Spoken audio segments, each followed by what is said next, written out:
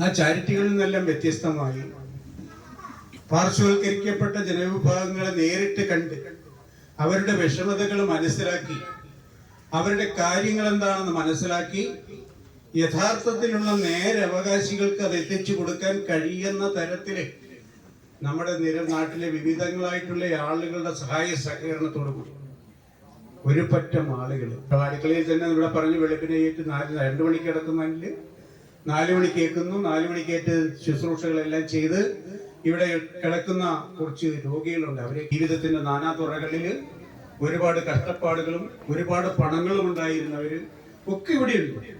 അവരൊക്കെ ഇന്ന് നിത്യസഹായകന്റെ അന്തേവാസികളായി മാറിയ സാഹചര്യവും രൂപ പോലും മിച്ചം വെച്ചിട്ട് ഒരാളെയും സഹായിക്കാൻ കഴിയില്ല നമുക്ക്. പക്ഷേ അങ്ങനെ കൂട്ടിക്കൂട്ടി വെക്കുന്നവരാരും ഒരാളെയും സഹായിച്ചു കണ്ടിട്ടില്ല. അതൊരു മനസ്സാണ്.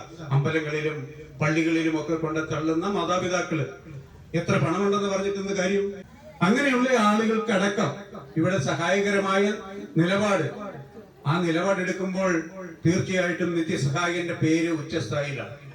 ചെറിയതായി തോതിൽ തുടങ്ങി വലുതായി വളരെ വലുതായി നാട്ടിലെ ഒരുപാട് ആളുകള് സഹായഹസ്തവുമായി നീട്ടുമ്പോൾ അല്ലെങ്കിൽ ചെല്ലുമ്പോൾ അവരതിനെ കുറിച്ച് അന്വേഷിക്കുമ്പോൾ തീർച്ചയായിട്ടും സഹായിക്കപ്പെടേണ്ടവരും സഹായിക്കാൻ അർഹതയുള്ളവരുമാണ് നിത്യസഹായകൻ ചെയ്യുന്നതെന്ന് മനസ്സിലാക്കിയിട്ട് തന്മനസ്സുള്ളവർ അവരുടെ ചെറിയ സമ്പാദ്യത്തിൽ നിന്നും ചെറിയ വിഹിതം തന്റെ പണിക്കൂലിയിൽ ഇവിടെ ജോലി ചെയ്യുന്ന അല്ലെങ്കിൽ ഈ സേവനത്തിനായിട്ട് വരുന്ന ആളുകൾ പണിയിൽ നിന്ന് കിട്ടുന്ന വരുമാനം, ആ വരുമാനം പോലും ഇവിടുത്തെ പ്രവർത്തനത്തിന് വേണ്ടി വിനിയോഗിക്കുക.